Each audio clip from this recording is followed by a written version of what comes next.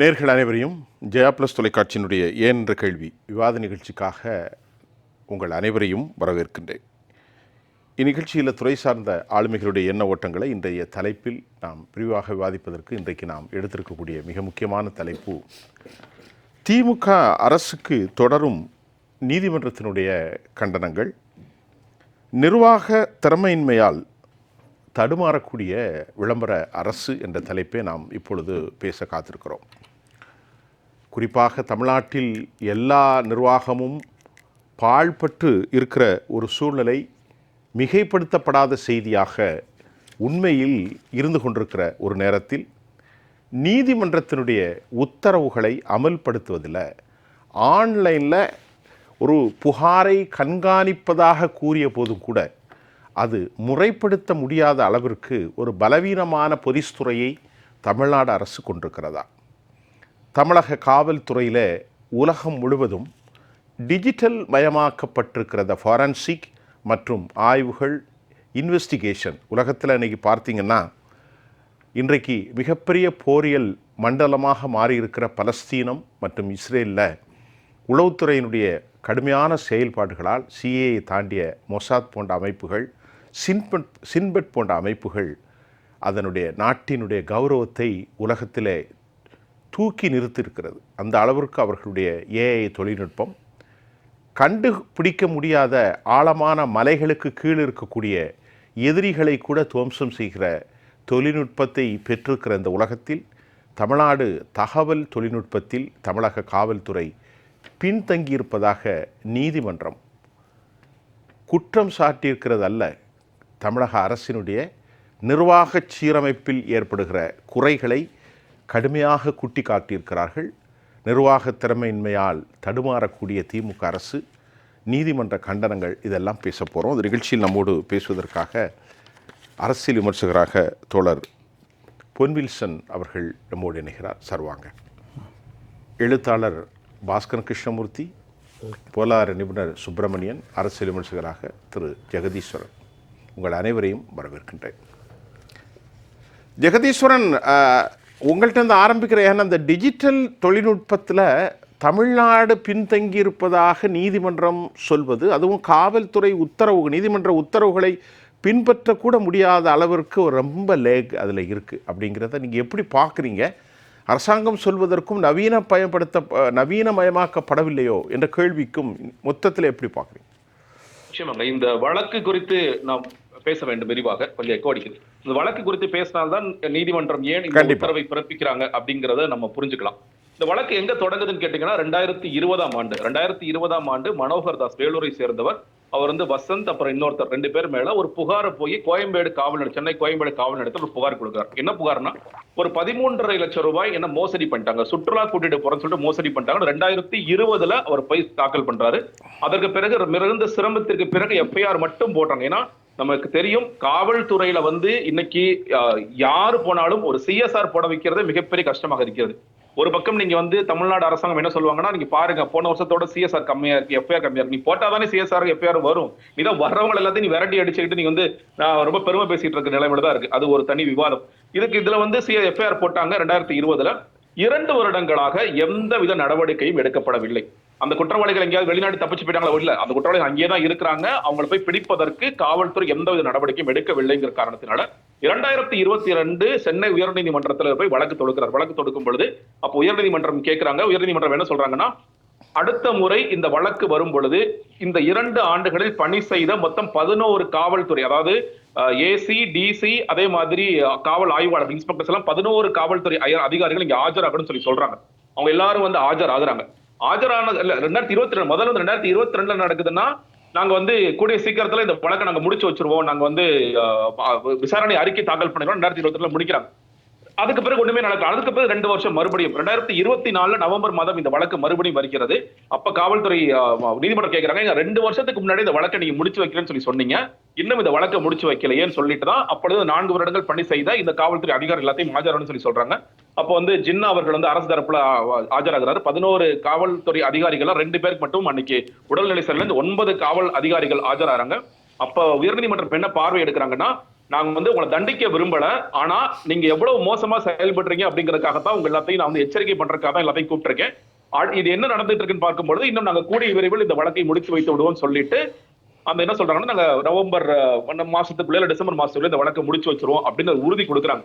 அந்த உறுதி கொடுத்த பின்னர் இந்த வழக்கு முடித்து வைக்கப்பட்டு சரி பரவாயில்ல இனிமேல் முடிச்சு வைக்கிறாங்கன்னு பார்க்கலாம். அடுத்த வழக்கு வரும் பொழுது இப்ப கரண்டா இருக்கிற ஏசிஎம் இன்ஸ்பெக்டர் மட்டும் ஆஜரானா போதும்னு சொல்லிட்டு நீதிபதி ஜெகதீஷ் சந்திரா சொல்றார். மறுபடியும் இந்த வழக்கு இப்பொழுது நேற்று முந்தானத்து வரும் பொழுது என்னன்னு கேட்டீங்கன்னா, அந்த வழக்கில் எந்தவித முன்னேற்றமும் இல்லை. பாருங்க, ஏற்கனவே நீதிமன்றத்திற்கு எஃப்ஐஆர் போட்டு அதற்கு பிறகு ஒன்றும் நடக்கல, நீதிமன்றத்திற்கு போறாரு 2022. 2022 வழக்கு முடிச்சு வச்சிருன்னு சொல்லிட்டு ஒரு வேலையும் செய்யல. 2024 மறுபடியும் நீதிமன்ற அவமதிப்பு வழக்கு. அந்த நீதிமன்ற அவமதிப்பு வழக்கு முடித்தை விட மறுபடியும் நீதிமன்றத்திற்கு போக வேண்டிய ஒரு சூழல். ஒரு மனுதாரர் கிட்டத்தட்ட 5 வருடங்களாக காவல்துறையிலும் நீதித்துறையிலும் அலைந்து கொண்டே இருக்கின்றார் அப்படிங்கிறதா செய்தி. கடைசியாக சொல்லும் பொழுது நான் ஜின்னா அவர்கள் அரசு தரப்பு வழக்கறிஞராக திமுக சார்ந்தவர் ஆதரவு என்ன சொன்னார்னா, இதற்கான சில வழிகாட்டு நெறிமுறைகள் நாங்கள் உருவாக்க போகின்றோம். நீங்க வந்து இந்த நீதிமன்றத்திற்கு கொடுக்கப்பட்ட ஆர்டர்ஸ்லாம் நாங்க எப்படி ஃபாலோ பண்றோம் அப்படிங்கறதெல்லாம் நீங்க பார்க்கிற அளவுக்கு ஆன்லைன்ல நாங்க அதுக்கான விஷயங்கள்லாம் பண்ண போறோம்னு சொல்லி சொல்றாரு. அதான் இன்னைக்கு கோர்ட் கேக்குது. இன்னைக்கு வரைக்கும் இது ஒரு வழக்கு மட்டுமல்ல, எத்தனையோ ஆயிரக்கணக்கான லட்சக்கணக்கான நீதிமன்ற அவமதிப்பு வழக்குகள் எங்கள் கதவுகளை தட்டி கொண்டே இருக்கிறார்கள். ஒவ்வொரு முறையும் ஒரு மனுதாரர் வந்து இதே மாதிரி ஒவ்வொரு நீதிமன்ற அவமதிப்பு வழக்கு நீதிமன்ற அவமதிப்பு தட்டிக்கிட்டே இருந்தா அப்போ நீங்க என்னதான் செய்றீங்க? கோர்ட்டு போட்ட உத்தரவை கூட நீங்க நீங்க வந்து செயல்படுத்த மாட்டீங்களா? இதை கண்காணிப்பதற்கு நீங்கள் உருவாக்குகிறேன் என்று சொன்ன தொழில்நுட்பங்களும் இங்கே இல்லை. அதுதான் பிரச்சனை. சரி, ஓகே, நாங்க உட்கார்ந்துட்டு நீ செஞ்சிட்டீங்களா செய்யலையா, இந்த ஆர்டர் போட்டோம், இந்த ஆர்டர் வந்து அமல்படுத்தப்பட்டதா அமல்படுத்தப்படவில்லையா என்று பார்ப்பதற்கு கூட இங்கு எந்த விதமான ப்ரொவிஷனும் இல்லாத மிக மோசமான நிலை பின்தங்கி இருக்கிறது. அதனாலதான் சொல்றாங்க, ஒட்டுமொத்தமாக இந்த டிஜிட்டல் யுகத்துல நீங்க காவல்துறை அனைத்தையும் டிஜிட்டலைஸ் செய்ய வேண்டிய ஒரு இடத்துக்கு நம்ம நகர்ந்து விட்டோம். ஆனா நீங்க இவ்வளவு பின்தங்கி இருக்கிறது எவ்வளவு மோசமானது அப்படிங்கறத அவர் கண்டித்து பேசுகிறார். எனக்கு என்ன ஒரே ஒரு கருத்துன்னா, நீங்க அன்னைக்கு வந்து இந்த 11 அதிகாரிகளை கூப்பிட்ட பொழுது நான் வந்து எச்சரிக்கை பண்றேன்னு இல்ல, ஒரு அதிகாரி 2 அதிகாரிக்காக தண்டனைங்கிறது ஒண்ணு, தண்டனை சொல்ற பெரிய தண்டனை ஏதாவது சின்ன தண்டனையாவது கொடுத்திருந்தா இன்னைக்கு மறுபடியும் 2024 2025 வரைக்கும் இந்த வழக்கு வந்து நீட வேண்டிய அவசியம் இல்லையோ அப்படிங்கிறது தோன்றுகிறது. ஒன்று.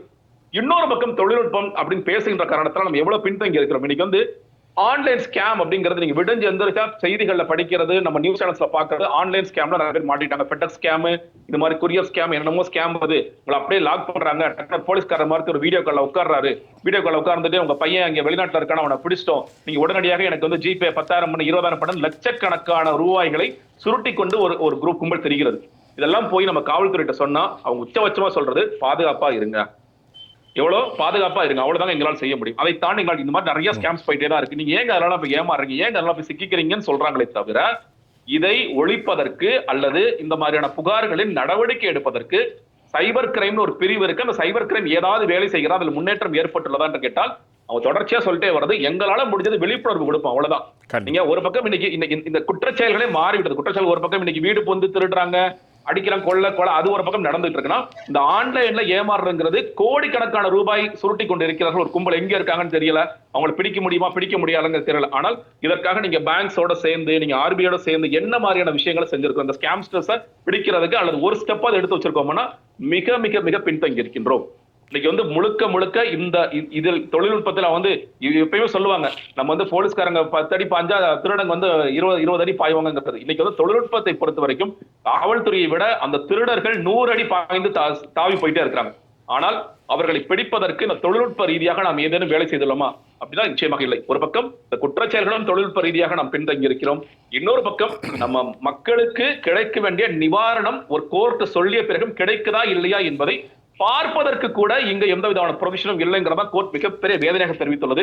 ஆனால் உயர்நீதிமன்றங்கள் இது வேதனை தெரிவித்துள்ளது. அவர்கள் மேல் கண்டிப்பாக நடவடிக்கை எடுத்தால்தான் நிச்சயமாக அவர்கள் ஏதாவது வேலை செய்வார்கள். நீங்க வந்து டிஜிபியோ இல்ல வந்து சீஃப் செக்ரட்டரியை கூப்பிட்டு நீங்க ஒரு நாள் கோர்ட்ல நிக்க வைங்க, ஒரு நாள் முழுக்க டிஜிபி நிக்க வைங்க, அடுத்து வேகமாக வேலை நடக்கும். இல்ல நீங்க வந்து எஸ்பியை நிக்க வைங்க, அந்த சென்னைக்கு இதுல யாரு டிசி அவங்க நிக்க வைங்க. அப்படி பண்ணாம இவங்க என்ன பண்ணுவாங்க, பாத்துக்கலாம், அவ்வளவுதான் முடிஞ்சிச்சுல்ல, இனிமேல் கோர்ட்டுக்கு 2 வருஷம் இருக்கு, நீ திரும்ப இங்க தானே வரணும் வா இப்படின்ட்டு இந்த மனுதாரர்களை புகாதாரர்களை அலைய வைத்துக் கொண்டேதான் இருப்பார்கள். நீதிமன்றம் இன்னும் கடுமை காட்ட வேண்டும்ங்கிறதா என்னுடைய தாழ்மையான வேண்டுகோளாக இருக்கிறது. சரி ஜெகதீஸ்வரன், வில்சன் சார், இப்போ மனோகர் தாஸ் கேஸ் பற்றி நான் சொல்கிறதுக்கு முன்னாடி அவர் ரொம்ப தெளிவாக சொல்லிட்டார். அது ஒரு பக்கம் போயிட்டு நீதிமன்றம் இந்த கேஸில் அந்த கேஸ் ஒரு பக்கம் விட்டுருங்க, நீதிமன்றம் வைத்தது முறைமைகளை தாண்டி பொறுப்பிலிருந்து தமிழ்நாடு அரசு காவல்துறை தண்டிச்சிருக்கிறது, தவறி இருக்கிறது. ஏற்கனவே பல வழக்குகளில் நீதிமன்ற கூட்டு தொடர்ந்து போகிறது. இந்த விஷயத்தையும் அதையும் நீங்கள் எப்படி பார்க்குறீங்க? நீதிமன்றம் இந்த விவகாரத்தில் எடுத்திருக்கக்கூடிய இன்றைய தலைப்பில். இல்லை, இதுக்கு முன்னாடி இப்போ நீதிமன்றம் என்ன சொல்லிச்சுன்னா, தமிழ்நாட்டை பொறுத்த வரைக்கும் 5000க்கு மேலே அரசு மேலே நீதிமன்ற அவமதிப்பு வழக்கு. இப்போது நம்ம ஸ்டாலின் அவர்கள் சொன்னார், எந்த கொம்பனாலும் குறை சொல்ல முடியாத ஆட்சி அப்படின்னாரு. நீதிமன்றத்தில் இருக்கிற அத்தனை நீதிபதிகளும் இந்த ஆட்சியை கொம்பர்களாக இருந்து எத்தனை விஷயத்தில் குறை சொல்லியிருக்காங்க, எத்தனை விஷயத்தில் தலையில் கொட்டியிருக்காங்க, தொடர்ந்து போயிட்டுருக்கு. அப்போ இந்த இது வந்து ஒரு சாம்பிள், அவ்வளோதான். இப்போ நம்ம ஜெகதீஸ்வரன் சொன்னது வந்து ஒரு சாம்பிள். ஒரே இந்த மனோகர் தாஸ்ன்றவர் வழக்கு ஒரு ஒரு சாதாரண ஒரு மோசடி வழக்கு. ஒரு 13 லட்சம் மோசடி பண்ணவர். அவரை பிடிக்கிறதோ அவர்கிட்ட விசாரணை பண்ணுறதோ ஒரு பெரிய விஷயம் கிடையாது. இப்போ இன்றைக்கி பார்த்தீங்கன்னா ஒரு தம்பதி ஈரோடில் வீடு புகுந்து கொலை செய்து 10 லட்சம் நகை எடுத்துகிட்டு போயிட்டாங்க. அதே வந்து போன வருஷம் பார்த்தீங்கன்னா பல்லடத்தில் ஒரு வயதான தம்பதிகள் அவர் மகனோடு சேர்த்து கொலை செய்து அதே மாதிரி தான் நடந்துச்சு. இன்ன வரைக்கும் கண்டுபிடிக்க முடியல. அப்போது இந்த மாதிரி கொலை கேஸு ஒரு பக்கம் இருக்குது. இப்போ இது வந்து சாதாரணமாக ஒரு அமௌண்ட் வந்து ஒரு 13 லட்சம் சுற்றுலா கொண்டு போகிறேன்னு ஏமாற்றிட்டான். அந்த வழக்கை உடனடியாக கூப்பிட்டு என்னென்னு விசாரித்து 1 வாரம் 10 நாளில் முடிக்க வேண்டிய அந்த காவல்துறை வருஷ கணக்கில் இழுத்தடிக்கிறாங்க. அதான் இந்த ஆட்சி எப்படி எந்த கொம்பனாலும் குறை சொல்ல முடியாத ஆட்சி. போலீஸ்துறை என்ன நடக்கு? அப்போது வாய் வார்த்தைகள் வெறும் ஜால வார்த்தைகளாக தான் இருக்குது. காவல்துறையை தன் கையில் வைத்திருக்கிறது திரு ஸ்டாலின் அவர்கள், முதலமைச்சர். அப்போது முதலமைச்சர் சட்டம் ஒழுங்கை தன் கையில் வைத்திருக்கிறார். அப்போ அந்த காவல்துறை எந்த அளவுக்கு அவருடைய கட்டுப்பாட்டில் இருக்கும்போது சுதந்திரத்தோடு எப்படி செயல்படுகிறது அதை கண்காணிக்க வேண்டிய பொறுப்பு அந்த முதலமைச்சருக்கு இருக்கிறதா இல்லையா? இப்போ இதுதான் முக்கியம். நீதிமன்றம் ஒரு விஷயத்தில் கிடையாது, தொடர்ந்து நீதிமன்றம் வந்து இந்த திமுக அரசாங்கத்தை கண்டிச்சுட்டே இருக்காங்க. எதுக்குன்னா, அண்ணா பல்கலைக்கழக மாணவி வழக்கில் அடுத்த நாளே வந்து கமிஷனர் அருண் அவர்கள் டிஃபெண்ட் பண்ணி பேசுகிறார். வேறு யாரும் கிடையாது, இவர் மட்டும்தான். நீதிமன்றம் உடனே கண்டிக்குது. இப்படி ஒரு பொறுப்புள்ள அதிகாரி அடுத்த நாளே ஒரு பிரிமினரி இன்வெஸ்டிகேஷன் கூட பெரிய அளவில் பண்ணல, தெரியாது. ஆமாம், அவரை இன்ட்ராகேஷனில் கூட எடுத்து கஸ்டடியில் எடுத்து கூட விசாரிக்கல. அப்படி இருக்கும் எப்படி அவசரப்பட்டு நீங்கள் சொல்லலாம்? இது ஒரு பொறுப்புள்ள அதிகாரி பேச்சான்னு கண்டிக்குது. அடுத்தது பார்த்தீங்கன்னா, அண்ணா நகரில் ஒரு சிறுமி போக்சோ சட்டத்தில் ஒருவன் கைது செய்யப்படுகிறான். அந்த சிறுமியை வந்து பாலியல் தொல்லை. கைது செய்யப்பட்டவுடன் அந்த காவல் ஆய்வாளர் அவங்க பெற்றோரை கூப்பிட்டு மிரட்டுறாங்க. இதுக்கு நீதிமன்றம் தானாக வந்து சிபிஐ வழக்கை பதிவு செய்து சுமோட்டோவா. இதுக்கு உச்ச நீதிமன்றம் வரைக்கும் நீங்கள் போகிறீங்க. தமிழ்நாடு அரசு திமுக அரசாங்கம் போகுது. அதே மாதிரி எடுத்துக்கிட்டிங்கன்னா, அடுத்தது கள்ளக்குறிச்சியில் கிட்டத்தட்ட 66லேருந்து 70 பேர் மரணம். அதற்கு முன்னாடி செங்கல்பட்டில் மரணம், மரக்காணத்தில் மரணம், இந்த கள்ளச்சாராய சாவு. அந்த கள்ளச்சாராய சாவில் கூட உடனடியாக என்ன செய்கிறாரு கலெக்டர், மாவட்ட ஆட்சியர், அவர் என்ன செய்கிறாரு, உட்காந்துட்டு பேட்டி கொடுக்குறார் ஸ்ரவன்குமார். இல்லை இது வந்து சதீஷ் செத்தது வந்து ஒரு வயிற்று வலியால் செத்தார், ஒரு வயதானவர் வயது மூப்பால் செத்தார். அங்கே வந்து பேரலில் குடித்த ஒரு 50 பேர் செத்து போயிட்டான். ஆமாம். இப்போ இந்த அரசாங்கத்தில் எப்படி இருக்குது? அப்போ அடுத்தது பார்த்தீங்கன்னா, கனிம வள கொள்ளை, லட்சக்கணக்கான கோடிகள் கனிம வள கொள்ளை. இன்னைக்கு பார்த்தீங்கன்னா ஐஏஎஸ் அதிகாரி சகாயம் சொல்கிறாரு, எனக்கு உயிருக்கு ஆபத்து. 23ல் சாட்சி சொல்ல கூட முடியல. அவர் சொல்கிறார், எனக்கு வந்து உயிருக்கு ஆபத்து இருக்கிறது, என்னுடைய பாதுகாப்பை 2023ல் அவங்களாவே விலக்கிக்கிட்டாங்க இந்த அரசாங்கம். அப்படி சொல்லும்போது அந்த கனிமவள கொள்ளையில் என்ன செய்கிறாங்கன்னா, அதிகாரிக்கு பாதுகாப்பு கொடுக்காம எதிராக இருக்கிற அதிகாரிக்கு இவங்க என்ன செய்கிறாங்கன்னா, கலெக்டர் தாசில்தாரை விசாரிக்கக்கூடாது அப்படின்னு உச்சநீதிமன்றத்துக்கு போகிறாங்க திமுக அரசாங்கம். எங்களுடைய கலெக்டரையோ தாசில்தாரையோ அதிகாரிகளையோ வற்புறுத்தி அவங்கள கடினப்படுத்தி விசாரிக்கக்கூடாது, இதுக்காக போகிறாங்க. அடுத்தது என்னென்னா, டாஸ்மாக் விஷயம். டாஸ்மாகில் இந்த 10 ரூபாய் வாங்குகிற கணக்கை பார்த்தீங்கன்னாலே ஆயிரக்கணக்கான கோடிகள் இதில் மட்டுமே வருது. இது இல்லாமல் வரி ஏய்ப்பு செய்து, கலால் வரி ஏய்ப்பு செய்து சரக்குகள் வருகிறது அப்படின்னு ஒரு புகார் வந்த பிறகு நம்ம ஈடி வந்து ரெய்டு பண்ணால் அதில் என்ன சொல்கிறாங்க, நீதிமன்றத்தில் போய் எங்கள் அதிகாரிகளையோ எங்கள் பணியாளர்களையோ விசாரிக்கவே கூடாது, திமுக அரசாங்கம் போய் கேட்குது. அவங்கள வந்து தொல்லை கொடுக்கக்கூடாது. இங்கே நீதிமன்றத்தில் ஹைகோர்ட்டில் இருக்குது வழக்கு. நீதிமன்றம் எப்படி கண்டிக்குது பாருங்கள். உச்ச நீதிமன்றத்துக்கு இவங்க போகிறாங்க, இங்கே நீதிமன்றத்தில் அதை சொல்லலை. மத்தியானம் 2:30 மணிக்கு தள்ளி வைக்கிறாங்க, பாஸ் ஓவர் பண்ணுறாங்க. 2:30 மணிக்கு சொல்கிறாங்க உச்ச நீதிமன்றத்துக்கு. அப்போ நீதிபதி கேட்குறாரு, எங்ககிட்டயாவது குறைஞ்சபட்சம் இந்த திமுக அரசாங்கமும் டாஸ்மாக் நிறுவனமும் நேர்மையாக இருக்கணும் இல்லையா? அப்படி கேட்டாங்கன்னா என்ன அர்த்தம்? மக்கள்கிட்ட தான் நீங்கள் நேர்மையாக இல்லை, எங்ககிட்டயா நேர்மையாக இருக்கலாம்ல, அதுதான் அர்த்தம். ரெண்டு நீதிபதி இந்த வழக்கில் 2 நீதிபதி போயிட்டாங்க, வேற 2 பேர். அதற்கு பிறகு வேற 2 நீதிபதி உட்கார்ந்தாங்க. அதே ஒரு கேள்விக்குறி தான். அடுத்தது செந்தில் பாலாஜி மறுபடியும் அவரை அமைச்சரா உட்கார வச்சு, உன் தியாகம் பெரிது, உன் உறுதி அதனிடம் பெரிது, அவர் ஏதோ தேச விடுதலைக்காக பாடுபட்டவர் மாதிரி அப்படி சொல்லிட்டு உச்ச நீதிமன்றம் என்ன கேட்குது? எங்களை ஏமாற்றி மறுபடியும் அமைச்சராக்கிட்டீங்களே, நாங்கள் ஆர்டிகல் 21 பிரகாரம் தானே அவருக்கு நாங்கள் விடுதலை கொடுத்தோம், அப்படி இருக்கு இந்த ஜாமீன் கொடுத்தோம், அப்படி இருக்கும்பொழுது நீங்கள் அமைச்சராக இருக்க மாட்டேன்னு சொல்லி தானே கேட்டீங்க, இப்போ அமைச்சராகிட்டீங்களே, அமைச்சராக இருக்க விரும்புகிறீங்களா? நீங்கள் அமைச்சர் வேணுமா, பெயில் வேணுமா? இதுக்கு மேலே ஒரு மனிதாபிமான மரபு ரீதியாக நம்ம சமூக நீதின்னு சொல்கிறோம், நாகரீக வளர்ச்சி அடைந்த மாநிலம் சொல்கிறோம். அப்படி இருக்கும்போது மூத்த அமைச்சர் பொன்முடி பேசிய பேச்சு சொல்ல வந்தால் கரெக்டாக சொல்லிட்டீங்க. எவ்வளவு கேவலமான பேச்சு! அது எங்கேயாவது நம்ம சொல்ல முடியுமா? அதெல்லாம் சொல்ல முடியாது. அகில இந்திய தலைவர்கள் கூட நம்ம ஐயா மோடி பேசுனதை சொல்லலாம், ராகுல் காந்தி பேசுனதை சொல்லலாம், எல்லாமே தவறான பேச்சு பேசினா அந்த பேச்சை சொல்லி நம்ம கண்டிக்கலாம், சொல்ல முடியும். ஆனால் இதை சொல்லி கண்டிக்க முடியுமா? நம்ம அந்த அவையில பேச முடியுமா? அப்போ அதை எடுத்து ஒரு நீதிபதி மனசாட்சியோட சொல்றாரு, ஐயா எஃப்ஐஆர் கூட ஃபைல் பண்ணலன்னா என்ன அர்த்தம்? காவல்துறை, நீங்கள் ஸ்காட்லாந்து யார்டு, அந்த காவல்துறை இந்த காவல்துறைன்றீங்க, ஒரு எஃப்ஐஆர் கூட ஃபைல் பண்ணலன்னா என்ன அர்த்தம் நீங்கள் பண்ணுற வேலை? ஒரு சாதாரண ஒரு மனிதன், ஒரு சுஃபியானோ ஒரு பாஸ்கரனோ ஒரு வில்சனோ இந்த வார்த்தையை பேசியிருந்தா உடனே 50 எஃப்ஐஆர் பதிவு. தமிழ்நாட்டில் இருக்கிற எத்தனை மாவட்டங்கள் தான் அத்தனை மாவட்டத்திலும் ஒரு எஃப்ஐஆர் ஃபைல் பண்ணார். ஒரு வயசான பெண்ணு முதலமைச்சருடைய அந்த படத்தை அடிச்சாங்கன்னா அந்த அம்மா பேல 85 அந்த அம்மா எப்படி சேஸ் பண்ணாங்க?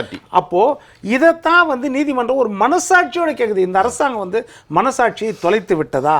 இதுதான். இதற்கு மேலே என்னன்னா, இந்த ஆட்சி வந்தோடனே ஒவ்வொரு சொத்து குவிப்பு வழக்காக ரத்தாயினே இருக்குது. சரி, வேலூரில் போகுது, ஸ்ரீவில்லிபுத்தூர் போகுது, அங்கங்கே டிரான்ஸ்ஃபர் ஆகுது, வழக்கு ரத்தாயிட்டே இருக்குது. அவங்க வழக்குலேருந்து அவங்க விடுவிக்கப்படுகிறார்கள். ஒரே அமைச்சர்கள் ஒரே பேட்டர்ன்ல எனக்கு தூக்கமே வரலன்றார் அவர். இந்த மாதிரி பார்த்துட்டு நான் அப்போ அதை மொத்தமும் எடுத்துட்டு திருப்பி எடுக்குது. அப்போ நீதிமன்ற கண்டிப்புகள் எந்த அளவுக்கு இருக்குது? இதற்கு மேல ஒரே ஒரு விஷயத்தை நான் சொல்றேன். கொரோனா காலத்தில் அந்த 11 மருத்துவர்கள் இறந்து போனார்கள். அதாவது நம்ம அதிமுக ஆட்சி இருக்கும்போது, கொரோனா இருக்கும்போது, திரு ஸ்டாலின் அவர்கள் எதிர்கட்சி தலைவராக இருக்கும்போது சொன்னது என்னன்னா, கொரோனாவால் யார் இறந்தாலும் 1 கோடி ரூபாய் கொடுக்கணும், அவங்களுக்கு மருத்துவர்களுக்கும் 1 கோடி ரூபாய் கொடுக்கணும் அப்படின்னு எல்லா இடத்துலையும் போராட்டம் மாதிரி பண்ணார். ஆனால் 11 மருத்துவர்கள் இறந்தார்கள். என்ன கொடுத்தாங்க இவங்க? அதில் திருவள்ளூரில் கள்ளிப்பட்டில் விவேகானந்தர் ஒரு மருத்துவர் இறந்ததுக்கு அவர் மனைவி என்ஜினியரிங் படிச்சிருந்தாங்க. அவங்களுக்கு நம்ம மா சுப்பிரமணியன் அவர் சொன்னார், அவங்களுக்கு கருணை அடிப்படையில் வேலை, அரசு வேலையை நாங்கள் கொடுப்போம்னார். பணம் தான் பெரிய அளவில் கொடுக்க முடியல. இந்த அரசு வேலையாக கொடுத்துருக்கணும்னா அதற்கு போய் அவங்க மனு கொடுத்தா என்ன ஆச்சுன்னா, 291 பேர் கருணை அடிப்படையில் வேலை லிஸ்ட்டில் பெண்டிங்கில் இருக்கிறாங்களாம். அது சொன்ன உடனே மாசு என்ன சொன்னார்னா, அந்த டிபார்ட்மெண்ட்டில் இது ஸ்பெஷல் கேட்டகிரி, இது 1 வாரம் 10 நாளில் போடணும். ஏன்னா கொரோனா காலத்தில் உயிரை கூட துச்சமாக மதித்து அவங்க வேலை செய்தாங்க, அதனால் அவங்களுக்கு போடணும் அப்படின்னு சொன்ன பிறகும் இன்று வரை போடப்படவில்லை. அப்போ இந்த அரசாங்கம் என்ன? சொல்லுக்கும் செயலுக்கும் இந்த அரசாங்கத்துக்கிட்ட எவ்வளோ பெரிய வேறுபாடு. ஏற்கனவே நீங்கள் ஒரு ஜிஓ போட்டிங்க. எப்போது கலைஞர் கருணாநிதி ஆட்சியில் ஜிஓ போட்டாங்க. ஜிஓ 354 என்ன போட்டாங்கன்னா, மருத்துவ பணியாளருக்கு நிரந்தர வேலை கொடுப்போம், மத்திய அரசு ஊழியத்துக்கு சம ஊதியம் கொடுப்போம். இதெல்லாம் அந்த ஜிஓவில் இருக்குது. கருணாநிதியின் மகன் ஸ்டாலின் முதலமைச்சர், கருணாநிதியின் பேரன் உதயநிதி துணை முதலமைச்சர், இவங்களாலேயே கலைஞர் கருணாநிதி போட்ட ஜிஓவை பாஸ் பண்ண முடியலன்னா வேறு யார் பாஸ் பண்ண முடியும்? அப்போ எப்படி இவங்க முத்துவேல் கருணாநிதி ஸ்டாலின் ஆட்சின்னு மட்டும் சொல்கிறாங்க? அப்போ நியாயமாக இது நடைபெறணுமா இல்லையா? மனசாட்சி உறுத்துறதால் தான் இந்த கேள்வியை கேட்குறேன். ஏன்னா அவங்களாம் வருத்தத்தில் இருக்கிறாங்க, அந்த சங்கத்தை சேர்ந்தவங்க. ரொம்ப சிறப்பாக நிறைய விஷயத்த சொன்னீங்க. அதாவது இன்னும் நிறைய இருக்கும் பட்டியலில், நம்ம அந்த முதல் கட்டத்தில் எடுத்துக்கிறேன். திரு சுப்பிரமணியன் சார், உங்களுடைய கருத்தை வைங்க. நீதிமன்றத்தினுடைய தொடர் கண்டனத்திற்கு தமிழக அரசு உள்ளாகி இருப்பதை உங்கள் பார்வை? அதாவது இந்த பணமா பாசமானலாம் படம் வரும் பார்த்தீங்களா முன்னாடி, அந்த மாதிரி இந்த நீதிபதி என்ன கேட்டிருக்கிறாங்கன்னா, உங்களுக்கு பதவியா பிணையா அப்படின்னு கேட்டிருக்கிறாங்க செந்தில் பாலாஜி ஐயா அவர்களை வச்சு. உங்களுக்கு இல்ல எனக்கு வந்து பிணை தான் வேண்டும், பதவி வேண்டாம்னு சொல்லிட்டு ஞாயிற்றுக்கிழமை அன்னைக்கே வந்து பதவியை ராஜினாமா பண்ணிட்டார். நம்ம இதை தான் முன்கூட்டியே சொல்றோம். அதாவது உங்களுக்கு சட்டத்தின் அடிப்படையில் அரசியல் சாசனப்படி நீங்க வந்து அமைச்சராக இருப்பதற்கு உரிமை இருக்கிறது. ஆனா தார்மீக அடிப்படையில் உங்களுக்கு உரிமை இருக்கிறதா, அதுதான் நம்ம கேட்கிறோம். தார்மீக அடிப்படைன்னா இப்போ உங்களோட முதலமைச்சர் எதிர்க்கட்சி தலைவராக இருக்கும்போது உங்க மேல நான் கேஸை போட்டு வெளியில வராதபடி உங்களுக்கு வந்து நான் உள்ள தள்ள போறேன்னு சொல்லிட்டு அவர் வந்து தேர்தல் பரப்புரை கூட்டங்கள் சொல்லியிருக்கிறாரு. அதே உங்க கட்சி தலைவர் முதலமைச்சரா உட்காரும் போது உங்களுக்கு எப்படி ஒரு அமைச்சரவை பதவியை கொடுத்து அலங்காரம் பண்ண முடியும்? இது உங்க மனசாட்சிக்கு உறுத்தாதா? என்னை பொறுத்த வரைக்கும் அதுதாங்க. நீங்க சட்டத்தை விட்டுடுங்க, எல்லாமே மனசாட்சிக்கு உறுத்தாதா, அதுதான் நம்மளோட கேள்வி. அதுதான் நீதிமன்றம் கேட்கறாங்க. நீதிமன்றத்தில் என்ன சொல்றாங்கன்னா, ரைட் ஆஃப் லிபர்ட்டி வச்சு நான் உங்களுக்கு வந்து பிணை கொடுத்தோம். அதாவது எல்லாருக்குமே வந்து சுதந்திரமாக வந்து செயல்படுவதற்கு வந்து உங்களுக்கு இது இருக்கு. ஏன்னா வந்து அந்த கேஸ் வந்து ஒரு 3-4 வருடங்கள் இழுத்து கொண்டு போகும். ஏன்னா 900 சாட்சியங்களை அங்க விசாரிக்கணும். ஸோ அப்படிலாம் இருக்கும்போது இதுக்கு கால அவகாசமாகும். நான் அதுக்காக உங்களை ஜெயிலில் வச்சுக்க முடியாது, அதனால தான் பிணை கொடுத்துருக்கிறேன்னு சொல்றாங்க. நீங்க வந்து ஒரு இன்ஃப்ளூயன்ஷியல் மினிஸ்டர் போஸ்ட், உங்களுக்கு வந்து திமுக குடும்பத்திலேயே உங்களுக்கு ஒரு மிகப்பெரிய ஒரு அங்கீகாரம் இருக்கு. அவ்வளோ இருக்கும்போது அந்த இன்ஃப்ளூயன்ஸ் யூஸ் பண்ணி நீங்க சாட்சியங்களை கலைச்சிட முடியுமே, அதனால வந்து கண்டிப்பாக வந்து பதவி ஏற்கக்கூடாது அப்படின்னா வந்து இன்டைரக்ட் மெசேஜ். அதையும் தாண்டி வந்து நாங்க வந்து பதவி ஏற்போம் அப்படின்னு சொன்னா இப்ப வந்து கூட்டு போட்டிருக்கிறாங்க. அதே ரைட் ஆஃப் லிபர்ட்டி யூஸ் பண்ணி தான் பொன்முடி ஐயா அவர்களுக்கும் வந்து அந்த நீதிபதி சொல்லியிருக்கிறாங்க, இவ்வளவு பெரிய அமைச்சரா இருக்கிறீங்களே, எப்படி வந்து ஒரு நம்ம காது கூசுகின்ற வார்த்தைகளை வந்து நீங்க வந்து சொல்றீங்க பொது வெளியில. இன்ஃபேக்ட் நீங்க வந்து சுப்ரீம் கோர்ட் வந்து உங்களுக்கு இன்டர்வியூ இதுதான் கொடுத்திருக்காங்க, அதாவது சென்டென்ஸ் வந்து ஸ்டாப் பண்ணிருக்கிறாங்க, அவ்வளவுதான், இடைக்கால தடை கொடுத்திருக்காங்க. அப்படி இருக்கும்போது நீங்க எப்படி வந்து பிஹேவ் பண்ணணும் மக்களோட, இல்லைங்களா? சோ இதெல்லாம் வந்து இந்த மாதிரி நீதிமன்ற கண்டனங்கள் வந்து அமைச்சர்கள் மேல இருக்கு. சரி, அமைச்சர்கள் அந்த ஆளுகின்ற துறைகள்ல உள்ள அரசு அதிகாரிகள் மேல என்ன இருக்குன்னு பார்த்தா வச்சுக்கோங்களேன். ஏன்னா இவங்க தான் அவங்களை கண்ட்ரோல் பண்றாங்க. அந்த சுப்பிரமணியம் ஜோதிராமன் சொல்லிட்டு 2 நீதிமான்கள் வந்து பெஞ்சில சொல்றாங்க, அவங்க அது மாதிரி இந்த டிவிஎஸ்சி வழக்குகள் வந்து 2 வருடங்களாக முடங்கி கிடக்கின்றன. அதாவது சிறைச்சாலைகளை வந்து ஆடிட் பண்ணிருக்கிறாங்க. ஒரு 3 சிறைச்சாலைகளை ஆடிட் பண்ணி கிட்டத்தட்ட ஒரு 5.9 கோடி ரூபாய், 6 கோடி ரூபாய் பெருமானம் உள்ள பொருட்கள் வந்து யார் வாங்கியிருக்காங்கன்னே தெரியல. அதாவது உள்ள சிறைச்சாலையில வந்து வாங்கும் போது யாராவது ஒருத்தர் பயனீட்டாளர்கள் உள்ள வந்து ரசீது போட்டு வாங்கணும். எங்க யார் வாங்கியிருக்காங்க, இந்த பணம் எங்க போச்சு, இதுக்கு ஒரு 2 வருடங்களாக நாங்க உங்களுக்கு கேள்வி கேட்டு இருக்கிறோமே, பதிலே சொல்ல மாட்டீங்களே அப்படின்னு சொல்லிட்டு சிறைச்சாலை அதிகாரிகளை வந்து கேள்வி கேட்கறாங்க. நீங்க அதிகாரிகளே வந்து சிறைச்சாலை என்பது ஹோம் மினிஸ்டர் கீழே வரப்போகுது. ஹோம் மினிஸ்டர் யாரு உங்களுக்கு எல்லாருக்குமே தெரியும். சோ அவர் கீழே வந்து ஒரு கேள்வி கேட்கறாங்கன்னா அதற்கு உண்டான ஆதாரங்களை கொடுக்கணும்ல.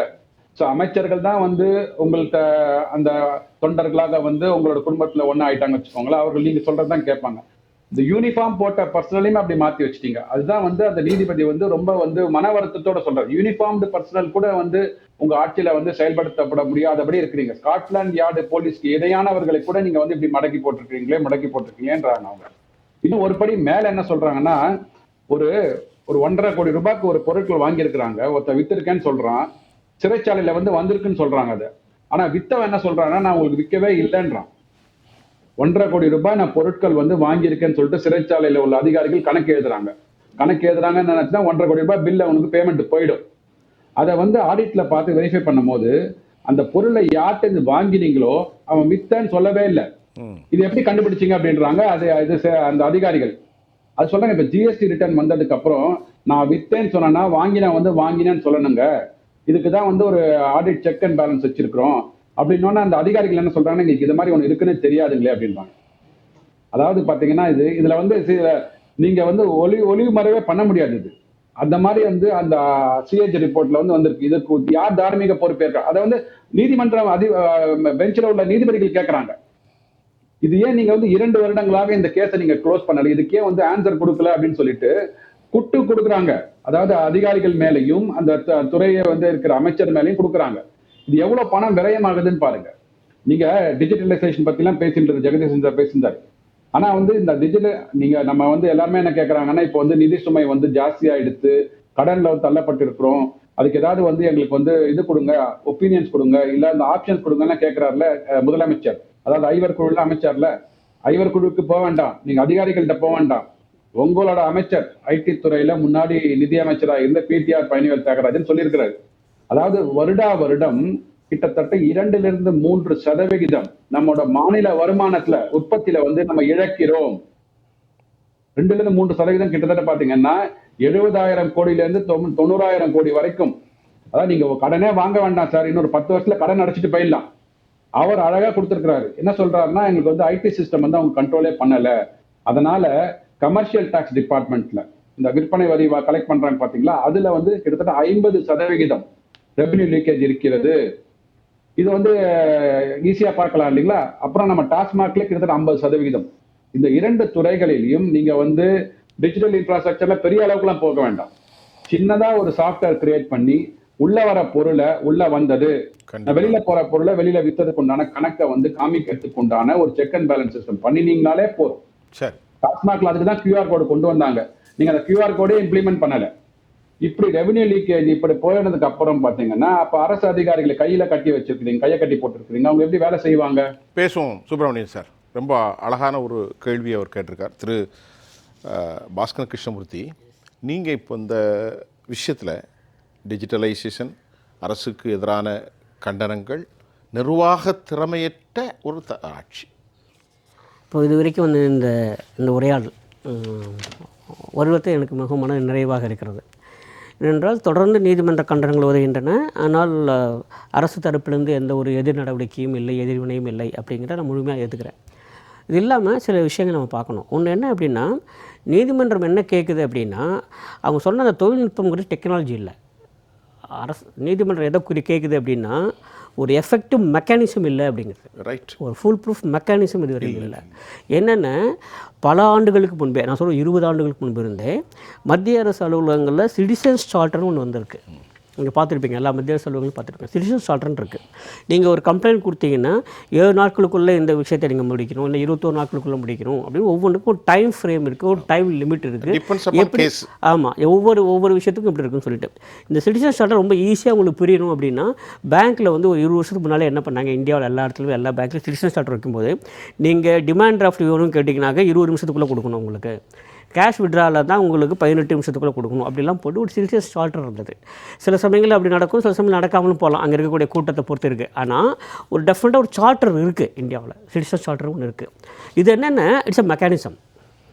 சரிங்களா, எனக்கு தெரியும் இது பொதுவாக ஒரு நேரத்தில் சாதாரண சமயத்தில் எனக்கு இவ்வளோ நேரத்தில் இது கிடைக்கும் அப்படிங்கிறது தெரியும். இது மாதிரியான ஒரு எஃபெக்டிவான ஒரு ஃபுல் ப்ரூஃப் மெக்கானிசமே இல்லை. இதைத்தான் நீதிமன்றம் கேட்குது. It is not talking about the technological advancement, அப்படி கேட்கல. இந்த ஒரு மெக்கானிசம் இல்லாதனால தான், ஆமாம், இந்த மெக்கானிசம் இல்லாதனால தான் எந்த ஒரு வழக்கில், நான் இந்த குறிப்பிட்ட வழக்கை பற்றி நான் பேசுகிறது இல்லை பொது வெளியில், நீங்கள் பார்த்தீங்கன்னாக்க 2 ஆண்டுகள் கழித்து, 3 ஆண்டுகள் கழித்து, 4 ஆண்டுகள் கழித்து, 6 ஆண்டுகள் கழித்து இதற்கு எந்த ஒரு மேல் நடவடிக்கையும் இல்லை என்று சொன்னால் அதற்கு என்ன காரணம் அப்படின்னா, அதற்கான சரியான mechanism is not in place. அதை நம்ம புரிஞ்சுக்கணும். இதைத்தான் மீண்டும் மீண்டும் மாண்புமிகு நீதிமன்றம் கேட்டுக்கொண்டே இருக்கிறது. ஆனால் இது வரைக்கும் அது கொண்டு வந்து வைக்கலை. ஒரு குற்றம் நடந்து இத்தனை மணி நேரத்துக்குள்ளே புகார் வந்து அதற்குள்ளாக எஃப்ஐஆர் பதிவு பண்ணி ஆகணும்னு ஒரு மெக்கானிசம் இது வரைக்கும் கொண்டு வரல. அது நடந்திருக்கணும். அதை தான் மாண்புமிகு நீதிமன்றம் கேட்கறது. அவங்க சொல்லக்கூடிய மெயினான விஷயம் வந்து அதுதான். ஏன் அந்த ஒரு மெக்கானிசம் நீங்கள் உருவாக்கலை, எவ்வளோ நாள் இதையே பண்ணிகிட்டு இருக்க போகிறீங்க அப்படிங்கிறது அது ஒன்று. அப்புறம் 2வது, கண்டம்னேஷனுங்கிறது வேறு, ஸ்ட்ரிக்சருங்கிறது வேறு. Honourable court is passing lot of strictures. சரிங்களா, அது வந்து நீங்கள் சொல்கிறதுன்னு சொல்லணும்னா அது ஒரு கண்டன குரல் எழுப்புகிறது. ஆனால் எனக்கு என்ன ஒரு புரியாத விஷயம் என்ன அப்படின்னா, இது எதுவுமே it is not gone be part of the judgement. இதெல்லாமே கோர்ட்டோட அப்சர்வேஷன் மாதிரி தான் போகுதே தவிர்த்து பார்ட் ஆஃப் ஜட்ஜ்மெண்ட் இல்லை. இந்த ஸ்ட்ரிக்சர்ஸ் கூட பார்த்தீங்கன்னாக்க திரும்ப நமக்கு எங்கே கேள்வி வருது அப்படின்னா, மாண்புமிகு நீதிமன்றம் இதற்கு அடுத்தபடிக்கு எப்போ செல்ல போகிறதுங்கிறதா. திரும்ப இப்படியே நிற்கிறோம்ல, கண்டனம் அதான் பார்த்துட்டுமே. நீங்கள் எல்லாரும் சொன்ன மாதிரி தான் பல 100 கண்டனங்கள் தொடர்ந்து வந்து கொண்டே இருக்குன்னா, அதுக்கப்புறம் அதுக்கு தொடர்வினை எதிர்வினை எதுவுமே இல்லைங்கிற போது அத்துடன் மாண்புமிகு நீதிமன்றத்தின் படி முடிந்து விடுகிறதாங்கிறதா எனக்கு மிகப்பெரிய கேள்வி. இல்லை, அதுக்கு மேலே அவங்களுக்கு ஓவர் கம் பண்ணுறதுக்கு ரைட் இல்லையோ? ஏன் இல்லை? இல்லை, நான் என்ன கேட்குறேன், இருக்கு, மிக நிச்சயமாக இருக்கணும். இல்லை, நான் என்ன சொல்கிறேன், constitution has to given a more effective elected body has to take more response. The comparing with the judicial system. இப்போ ஒன்றுமே இல்லை. பாருங்களேன், ஒரு தவறான பொதுநல மனு தாக்கல் செஞ்சால் உடனே என்ன பண்ணுறாங்க, இது தவறான நோக்கத்திலும் தாக்கல் செய்யப்படும் சொல்லிட்டு அவர் மீது அபராதம் விதிக்கிறீங்கல்ல, ஒரு தனிநபருக்கு அபராதம் விதிக்கிறீங்கல்ல. இப்போது இவங்க என்ன சொல்கிறாங்க, டாஸ்மாகுக்குள்ளே இவங்க வந்தது தப்பு அப்படின்னு சொல்லிட்டு தடை போட்டு அதுக்கு ஒரு வழக்கு போடுறாங்க. நீங்கள் இந்த வழக்கு போட்டது தடைன்னு சொல்லிட்டு அதுக்கு மேலே என்ன பண்ணும், அதுக்கப்புறம் தவறான நோக்கத்துடன் தான் இந்த வழக்கு பதிவு செய்யப்பட்டிருக்கிறது என்று சொன்னால், தவறான நோக்கத்துக்காக பதிவு செய்யப்பட்டவர்கள் மீது என்ன தண்டனை விதிக்கப்பட்டிருக்கிறது?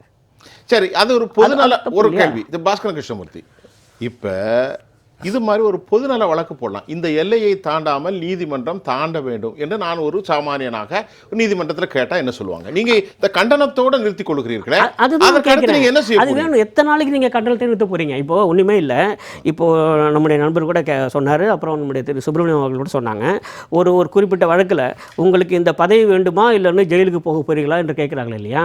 இப்போ அந்த பதவி வேண்டாம்னு சொன்னோன்னா இப்போ எல்லாமே சரியாயிடுமா? நாங்கள் தெரியாமல் தந்து விட்டோமோ என்று நினைக்கிறோம் அப்படி சொல்கிறோம். இல்லை, மாண்புமிகு உச்சநீதிமன்றமே என்ன சொல்லுது அப்படின்னா, வழக்கு இன்னும் டிஸ்கவுண்ட் ஆகல, நாங்கள் பிணை தந்து இல்லை பரவாயில்ல, ஆனால் என்ன சொல்லிச்சு, பிணை தந்து நாங்கள் தவறு செய்து விட்டோமோ என்று அஞ்ச வேண்டி இருக்கிறதுன்னு சொல்லிய அளவுக்கு வந்ததுக்கப்புறம் அதுக்கப்புறம் எந்த நடவடிக்கையில் அவர் அமைச்சர் பதவி விட்டுட்டாரா? ஓகே, அவ்வளோதான், முடிஞ்சு போச்சு. ஒரு சாமானியனுக்கு அப்படி நடக்குமா யோசிச்சு பாருங்க. உங்களுக்கோ எனக்கோ வேறு யாருக்கோ ஏதோ வழக்கு வருக போது இதே மாதிரியான ஒரு விஷயம் வருமா? நீங்கள் யோசிச்சு பாருங்கள். அப்போது நீதிமன்றத்தை தெரிந்தே தவறாக வழிநடத்துவது, அதுக்கு என்ன அபராதம்? அதற்கு என்ன தண்டனை? நீதிமன்றம் தொடர்ந்து என்ன சொன்னாலும் அதை கேட்டுக்கொள்ள மாட்டோம் என்று இருந்தால் அதற்கு என்ன அபராதம்? அதற்கு என்ன தண்டனை? எத்தனை நியமனங்கள், நான் உள்ளெல்லாம் போக விரும்பல, தனிப்பட்ட கேஸ்குள்ளே போகல, எத்தனை அரசு நியமனங்கள் தவறான முறையில் செய்யப்பட்டிருக்கிறது. தவறான அரசு நியமனம், இது செல்லாது என்று எத்தனை முறை வந்திருக்கிறது. இந்த தேர்வு செல்லாது என்று எத்தனை முறை வந்திருக்கிறது. இந்த தேர்வில், நேர்முக தேர்வில் நீங்கள் முறையாக இடஒதுக்கீடு கொள்கையை பின்பற்றவில்லை என்று எத்தனை முறை கண்டனம் வந்திருக்கிறது. கண்டனம் வருகிறது, அவ்வளோ முடிஞ்சு போச்சு. அப்போ யாரோட தப்பு அது? யார் மேலாவது அந்த தவறை நீங்கள் சொல்லணும்ல. மற்றதுக்கெல்லாம் வந்து இது எங்களோடது என்று சொல்லி பெருமைப்பட்டு கொடுக்க. எனக்கு தெரிஞ்சுக்கணும், லெட் மீ நோ சம்திங். நான் என்ன கேட்குறேன்னா, who will take response the moving the next step? அதுதான் கேட்குறேன். இதுதான் நான் திரும்ப சொல்கிறேன். இதை வெறுமனே ஒரு அரசு அதிகாரியோ ஒரு அரசு அலுவலரோ செய்ததாக நான் பார்க்கவில்லை.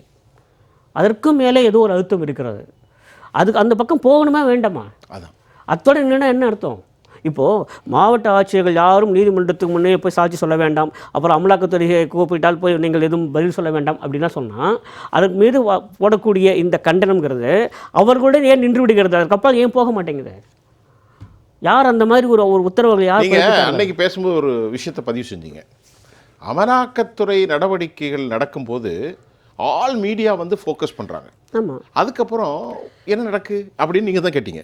அதுக்கப்புறம் கொஞ்சம் காலங்களில் மறந்து போயிடுது. இல்லை, அதை நான் திரும்ப சொல்கிறேன். ஏன்னா அமலாக்கத்தினுடைய பணி ஓரளவில் நின்று போய் விடுகிறது. அதுக்கப்புறம் அந்த நீதிமன்ற நடவடிக்கையாக மாறி விடுகிறது. இது மாதிரி சிமிலாரிட்டி. ஏன்னா இது புலனாய்வு அமைப்பு தானே, இது வந்து புலனாய்வு அமைப்பு தான். புலன் விசாரணை முடிந்த பிறகு முதல் தகவல் அறிக்கையை, ஒரு குற்றப்பத்திரிகையை நீதிமன்றத்தில் சமர்ப்பித்த பிறகு அது நீதிமன்ற நடவடிக்கையாக மாறிவிடுகிறது. சரி, அதன் பிறகு அவங்களுக்கு அங்கே வேலை இல்லை, அப்புறம் நீதிமன்ற நடவடிக்கை தான். ஆனால் ஒரே ஒரு விஷயம் மட்டும் சொல்கிறேன். ஏன்னா எனக்கு இப்போது கூட நான் சொல்கிறேன், இந்தியாவுடைய கடைக்கோடி குடிமகனுக்கு இருக்கக்கூடிய ஒரே நம்பிக்கை மாண்புமை நீதிமன்றம் தான், நீதியம் தான், ஜுடிஷியல். ஆனால் நீங்கள் யோசிச்சு பாருங்களேன், ஏதோ ஒரு குற்ற வழக்கில் யாரையோ காப்பாற்றுவதற்காக அரசு ஒரு அஃபிடவிட் தாக்கல் பண்ணுது நீதிமன்றத்தில். இப்போ நடந்தது. அதில் ஏதேனும் ஒரு வாக்கியத்தை நாங்கள் மாற்ற வேண்டும் என்று சொல்லுது. நீங்கள் என்ன சொல்லுவீங்க? சரி, உடனே மாற்றி கொடுங்க சொல்லணும். ஒரு மணி நேரத்தில் மாற்றிடலாம் இப்போ இருக்கிற டெக்னாலஜி வச்சுட்டு. இல்லை நாளைக்கு கொடுங்க சொல்லலாம், மறுநாள் கொடுங்க சொல்லலாம். ஏப்ரல் மாதம் 3வது வாரம், ஏப்ரல் மாதத்திலே 3வது 4வது வாரத்தில் வருகிறது. இந்த அஃபிடவிட்டில் அந்த ஒரு வாக்கியத்தை நீங்கள் மாற்றிட்டு எங்களுக்கு ஜூன் 18ஆம் தேதி கொடுங்க அப்படின்றாங்க. 2 மாதம் அவகாசம். இது எங்கே போகுது? இதெல்லாம் இது யோசிச்சு பாருங்க. நமக்கு கிடைக்குமா அந்த மாதிரிலாம் கேட்டால்? இது என்ன தவறாக, ஏன் இந்த தவறான அஃபிடவிட்டை கொண்டு வந்தீங்கன்னு சொல்லிட்டு என் மேலே நடவடிக்கை எடுப்பாங்களா? ஆமாங்க, கரெக்டு தாங்க, இந்த ஒரு வாக்கியத்தை நீங்கள் மாற்றிட்டு இன்னும் 2 மாதம் கழிச்சு கொடுங்க சொல்லுவாங்களா? ஆனால் அதுவும் நடைபெற்று கொண்டு இருக்கிறது. திரும்ப சொல்கிறேன், இந்த ஸ்ட்ரிக்சர்ஸ் போடுறதோட மாண்பு நீதிமன்றம் நிறுத்தி கொள்ளக்கூடாது. இந்த ஸ்ட்ரிக்சர்ஸுக்கு காரணமானவர்கள் யார்? அடுத்த போகணும், அடுத்து அந்த இடத்துக்கு போய் சேரணும். அப்போ தான் அதுக்கு நியாயம் கிடைக்கும், மக்களுக்கு நியாயம் கிடைக்கும். அதுவரை கிடைக்காது. திரு ஜெகதீஸ்வரன், இப்போ பாஸ்கரன் கிருஷ்ணமூர்த்தி ஐயா வந்து ஒரு ஆழமான விவகாரத்தை நான் கேட்டபோது சொன்னார். அதுக்கு மேல் போகிறதுக்கு ரைட் இருக்கான்னு கேட்டேன். இருக்குது, ஏன் போக முடியாதுங்கிறார். அது வேறு விவகாரம். லெஜிட்டிமேட் ப்ராசஸ் வந்து என்லெஸ், முடிவில்லாமல் சென்று கொண்டிருக்கும். அந்த விவகாரத்தை பேசலை. இன்றைக்கு கமிஷனர் 3 ரவுடிகளுக்கு சென்னையில் நுழைவதற்கு தடை. இதை கேட்குற போது ஆஹா, ரொம்ப பரபரப்பாக இருக்கே, அவ்வளவு ஸ்ட்ரிக்டாக இருக்க அரசாங்கம் அப்படிங்கிற மாதிரி சாமானியர்களுக்கு அந்த செய்தி ரீச் ஆகும். ஆனால் இந்த நடவடிக்கைகள்லாம் எப்போ ரீச் ஆக போகுது? இதையெல்லாம் மக்களுக்கு சொல்லக்கூடியவர்கள் சொல்லலை. சம்மந்தம் இல்லாமல் 1.5 வருஷத்துக்கு அப்புறம் நடக்கிற கூட்டணிகளை குறித்து நாம் பேசிக்கிட்டே இருக்கோம். இவர் சந்திச்சார், இவர் அங்கே போனார், அவர் இங்கே காப்பி குடித்தார். பேச வேண்டிய விவகாரத்தை பேசலையாப்பா. எப்படி பார்க்குறீங்க ஐயா? உண்மைதாங்க. அதாவது நான் சில ஊடக விவாதங்கள்ல நான் சொல்றேன், மக்கள் பிரச்சனைகளை பேசாமல் இந்த மாதிரியான கூட்டணி கணக்குகளை நீங்கள் ஆட்களை மட்டும் மாற்றி மாற்றி அரைத்தமாவே எவ்வளவு காலம் அரைத்து கொண்டிருக்க போறோம் நான் ஓபனா விவாதங்கள்ல கேட்டிருக்கேன். ஏன் இது மாதிரி பண்ணிட்டு இருக்கோம் மக்கள் பிரச்சனைகள்? அவங்க என்ன சொல்றாங்க தெரியுங்களா? ஆஃப்லைன்ல சொல்லும்போது, சார் மக்கள் பிரச்சனை பேசினா எங்களால சேனல் நடத்த முடியாது, அதுதான் பிரச்சனை. இன்னைக்கு ஆளுங்கட்சி எங்களை கேட்பாங்க, ஏன் இந்த மக்கள் பிரச்சனை எடுக்கிறீங்க, யாரை கேட்டு எடுக்கிறீங்க? இன்னைக்கு நீங்க முழுக்க முழுக்க ஊடகங்கள் என்பது நீங்க ஜெயாப்ளஸ் தொடர்ச்சியான மக்கள் பிரச்சனைகளை பேசுறோம், சில யூடியூப் மீடியா சில பேசுறோமே தவிர மற்ற எல்லா சேனல்ஸும் பாருங்க, எல்லா ஊடக விவாதங்களும் இன்று இந்த கூட்டணிக்குள் இவர் வருவாரா, அந்த கூட்டணிக்கு அவர் வெளியே செல்வாரா, இதுதான் தொடர்ச்சியாக மறுபடி பேசிக்கொண்டே இருக்கின்றோம். பார்க்கிற மக்களுக்கு ஒரு அயற்சி ஏற்பட்டு விடுது. எவ்வளவு பிரச்சனை இருக்கு நாட்டுல, எவ்வளவு பிரச்சனை இருக்கு பாருங்க. இப்ப இது மிக முக்கியமான விவாதம்.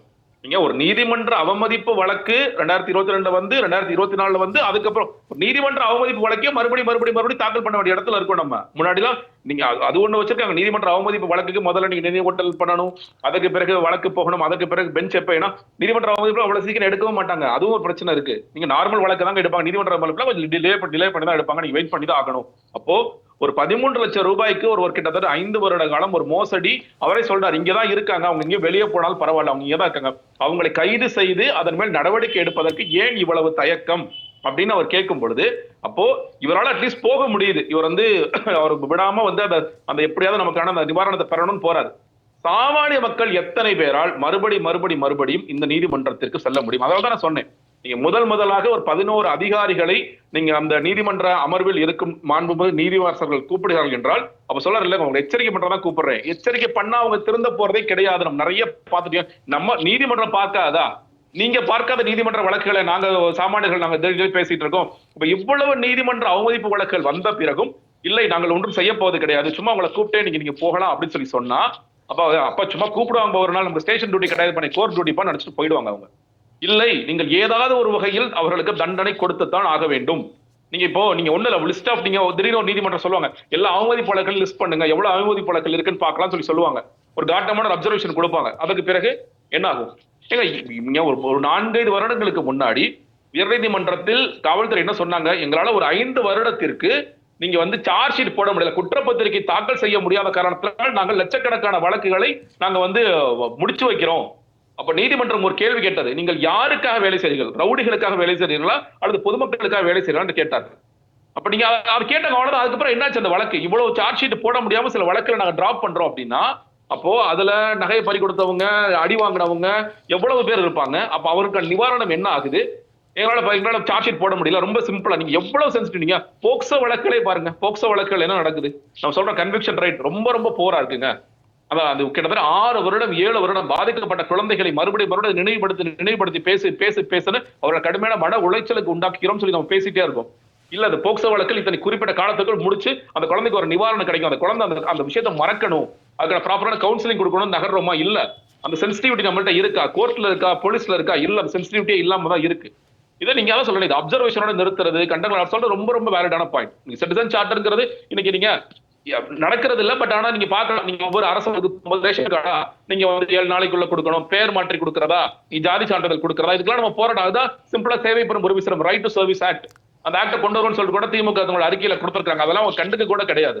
அப்படி இருக்கும்போது அந்த சிட்டிசன் சார்ட்டர் ஒர்க் பண்ணாம இருக்கு. இன்னும் சொல்லணும்னா பிரைவேட் பேங்கிங் செக்டர்ல நான் பார்த்திருக்கேன். என்னோட நண்பர்லாம் போயிருக்கேன். ஒரு நாள் அவர் ஸ்டேட் பேங்க்ல இருந்தாரு. என்னடா அவங்க அடிச்சிட்டே இருக்கணும், இல்ல அதுக்கு ஒரு எங்களுக்கு டைம் இருக்கு, 18 நிமிஷம் 15 நிமிஷத்துக்குள்ள நான் அந்த கேஸ் முடிச்சிட்டேன்னு சொல்லி பார்ப்பாங்க. இது இருக்கு. ஆனா அரசாங்கத்தில் முறையாக இருக்கின்ற ஆனால் அமல்படுத்த முடியாத விஷயங்கள் இருக்கிறது. இது அடுத்தபடியாக நீதிமன்றம் வேணும், கண்டிப்பா மெக்கானிசம் நிச்சயமாக வேண்டும்.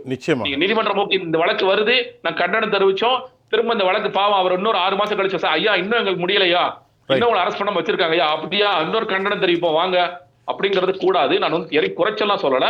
தயவு செய்து அந்த அவர்களுக்கான சரியான நிவாரணம் கிடைக்க வேண்டும் என்றால் நீதிமன்றங்கள் இன்னும் கடுமை காட்டி நீங்க தமிழக அரசையோ காவல்துறை உரிய அதிகாரிகளை நீங்கள் தண்டிக்க வேண்டும். தண்டிப்புங்கிறது வெவ்வேறு வகையாக இருக்கலாம். அது சிறையா இல்ல ஒரு நாள் நிக்க வைக்கிறீங்க என்னங்கிறது. ஆனால் அதை நீங்க செய்யாத வரைக்கும் இவர்கள் திருந்த போவதே கிடையாது. அதே கேள்வி வச்சுக்கிறேன். அவருக்கு 2 பேரும் ஒரே பாயிண்ட்ல வந்துட்டாங்க. நியாயமான விஷயம். அதாவது எப்படின்னா, நீதிமன்றத்தை பொறுத்த வரைக்கும் என்ன நினைக்கிறாங்கன்னா, ஜனநாயகத்தின் 4 தூண்களில் நிர்வாகமும் ஒன்று, அரசும் ஒன்றுன்னு. அப்போது முடிஞ்ச வரைக்கும் ஒரு ஒரு கௌரவமாக தான் அவங்கள சுட்டி காட்டுறாங்க ஒழிய நேரடியாக நடவடிக்கையில் இறங்குறது கிடையாது. கடுமையாக சாதாரண மக்களுக்கு எடுக்கிற பாஸ்கர் சார் அது சொன்னது, ஜெகதீஸ்வரன் அது ரெண்டு பேரும் சொன்னது கரெக்டான புள்ளி. ரெண்டு விஷயம் கிட்டத்தட்ட எனக்கு தெரிஞ்ச அக்டோபர்லேருந்து தொடங்கி இந்த செந்தில் பாலாஜி வழக்கு உச்சநீதிமன்றத்தில் போயிட்டுருக்கு. என்னென்னா எங்ககிட்ட வந்து பொய்யை சொல்லி நீங்கள் அமைச்சர் பதவியில் இல்லை, ராஜினாமா பண்ணிட்டாரு, இலாக்கா இல்லாத அமைச்சர் பதவியை கூட ராஜினாமா பண்ணிட்டாரு சொல்லி தான் நீங்கள் ஜாமீன் வாங்குனீங்க. ஆனால் இப்போ வந்து அவர் அமைச்சராக உடனே தொடர்றாரு. 26ஆம் தேதி நாங்கள் முடித்தோம், ஜாமீன் கொடுத்தோம், 29ஆம் தேதி அமைச்சர் ஆகிட்டாரு. ஆனால் எங்களை ஏமாத்துறீங்க சொல்கிறாங்க. ஐயா 21 இதில் கருணை அடிப்படை நாங்கள் கொடுத்தோம். அப்போ அது நீதிமன்றத்தை மீறதுக்கு அவருக்கு தண்டனை என்ன? அதை தான் இப்போ கேட்குறேன். அப்போ என்ன நீதிமன்றத்தை மீறி இருக்கிற ஒரு அமைச்சருக்கு என்ன தண்டனை? வெயில மட்டும் நான் கேன்சல் பண்ணுவேன், இல்லைன்னா அமைச்சர் பதவியை நீ ராஜினாமா பண்ணுன்னு சொன்னீங்கன்னா அவர் இன்னைக்கு ராஜினாமா பண்ணிட்டாரு. அப்போ செய்த தவறுக்கு தண்டனை என்ன? இதுதான் எல்லாரும் கேட்குறோம். இதைத்தான் நிச்சயமா இதுக்கு வந்து தண்டனை கொடுக்க ஆகணும் இல்லையா? இதைத்தான் நம்ம சேகர் பாபு அவர்கிட்டையும் கேட்குறோம். 5000 ஏக்கர் வந்து நம்ம அறநிலையத்துறை மூலமாக இந்து சமய அறநிலையத்துறை மூலமாக சொத்தை மீட்டுட்டோன்றீங்கள, யார்கிட்ட இருந்து மீட்டிங்க? யார் அதை பிடிச்சி வச்சுருந்தா? அவங்க மேலே எடுத்த நடவடிக்கை என்ன? அவங்க எத்தனை பேர் நீதிமன்றத்தில் இருக்காங்க? எத்தனை பேர் சிறைக்கு போயிருக்காங்க? எத்தனை பேர்கிட்ட கோடியாக நீங்கள் வந்து தண்டனை பெற்று அபராதம் வாங்குனீங்க? எதுவுமே கிடையாது. சொல்லணும். ஆனால் சொத்தை மட்டும் மீட்டேன்ற should be transparency அப்படிங்கிற மாதிரி. அப்போ அரசுகிட்டே இந்த மாதிரி தான் இருக்குது. அதுதான் என்ன சொல்கிறேன், இப்போ நம்ம காவல்துறையை மட்டும் குறை சொல்லி பிரயோஜனம் கிடையாது.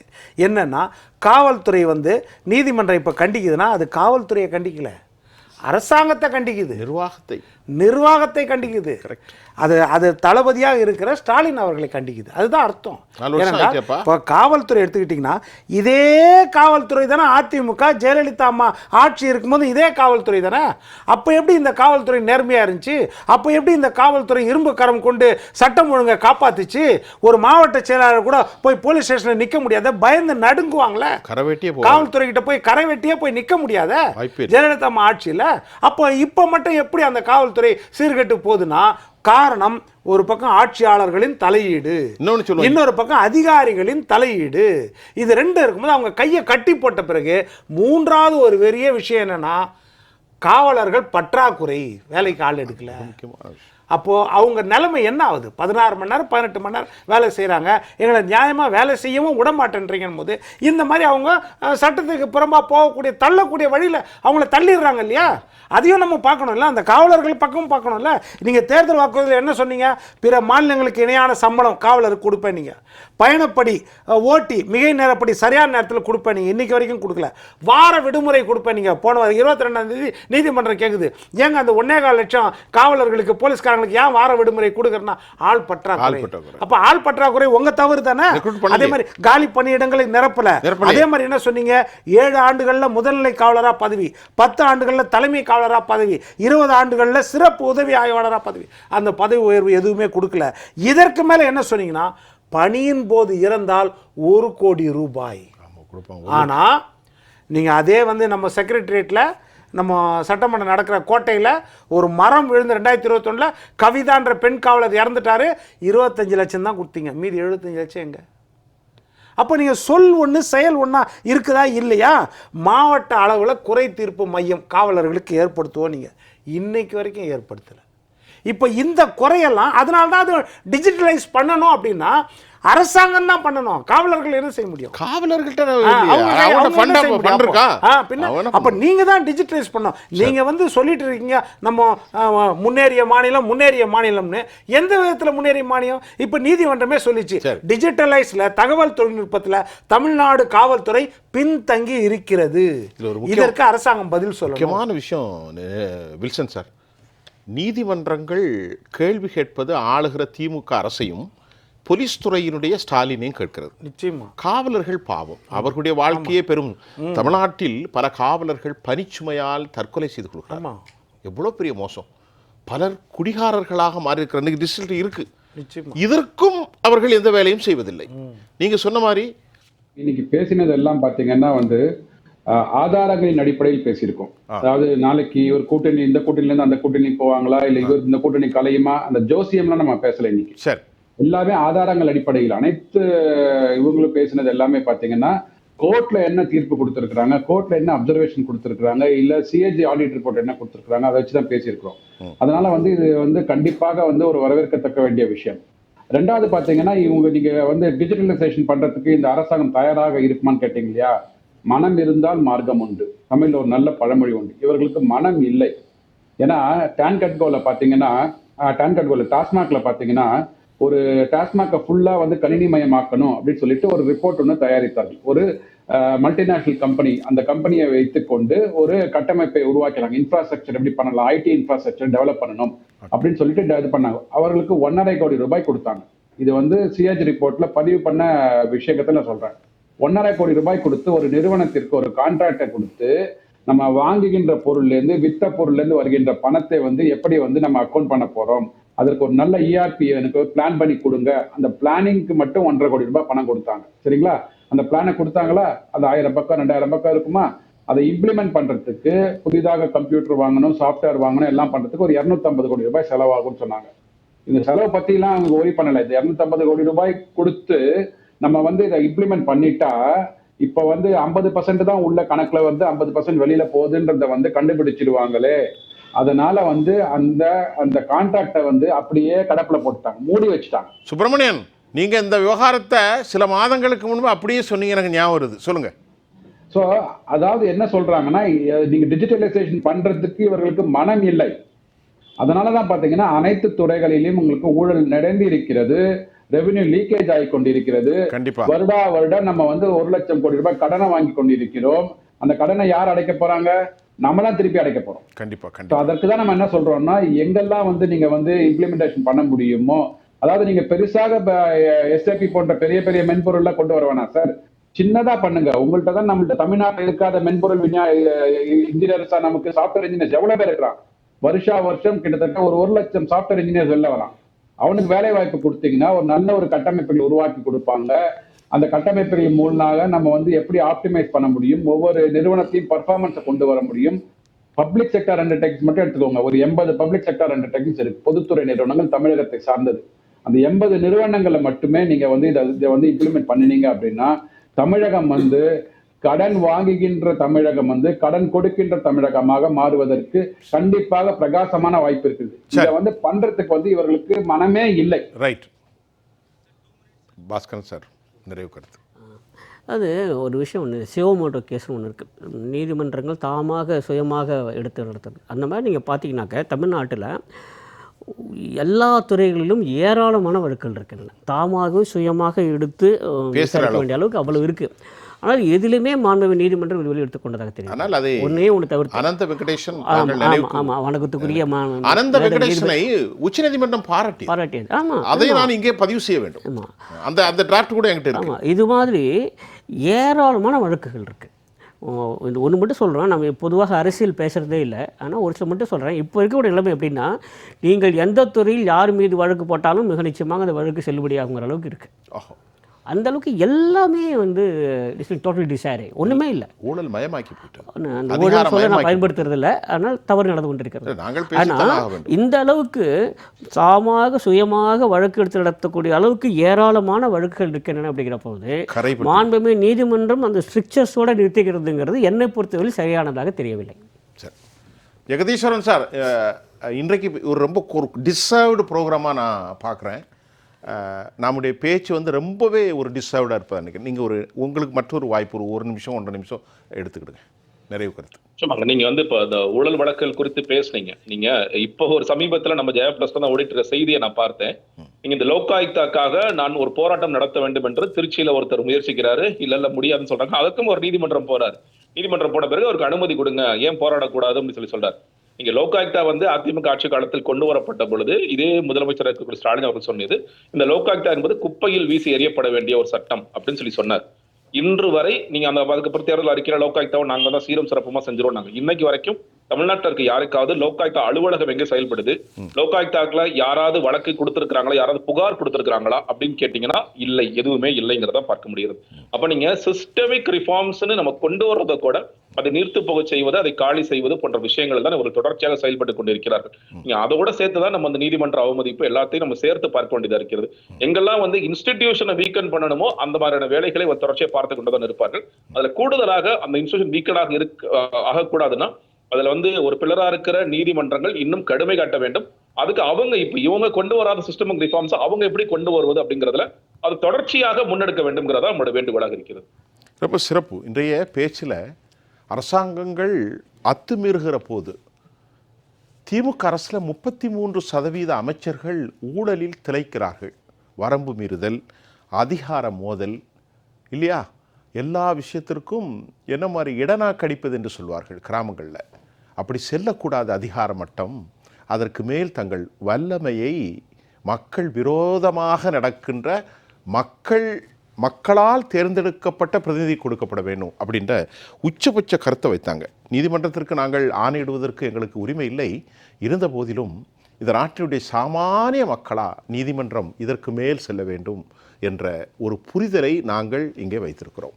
மற்றபடி டிஜிட்டல் ஆக்கணும், அதை ஆக்கணும், இதை ஆக்கணும் என்பது வேறு கேள்வி. ஆனாலும் மக்களின் சார்பாக மக்கள் மன்றமாக ஜெயா பிளஸ் நீதிமன்றத்திற்கு பணிவான ஒரு வேண்டுதலை எமது சிறப்பு விருந்தினர்களின் மூலம் காற்றொலியிலே வைக்கின்றோம். இந்த நிகழ்ச்சியில் எம்மோடு பேசிய மரியாதைக்குரிய வில்சன், பாஸ்கரன் கிருஷ்ணமூர்த்தி, ஜெகதீஸ்வரன், வா சுப்பிரமணியன், உங்கள் அனைவருக்கும் உளப்பூர்வமான நன்றி. மீண்டும் மற்றொரு களத்தில் நான் உங்களை சந்திக்கின்றேன். அதுவரை உங்கள் அனைவரிடமிருந்தும் நான் உங்கள் சுஃபியான், ஜெயா பிளஸ் தொலைக்காட்சிக்காக நன்றி. மீண்டும் சந்திப்போம்.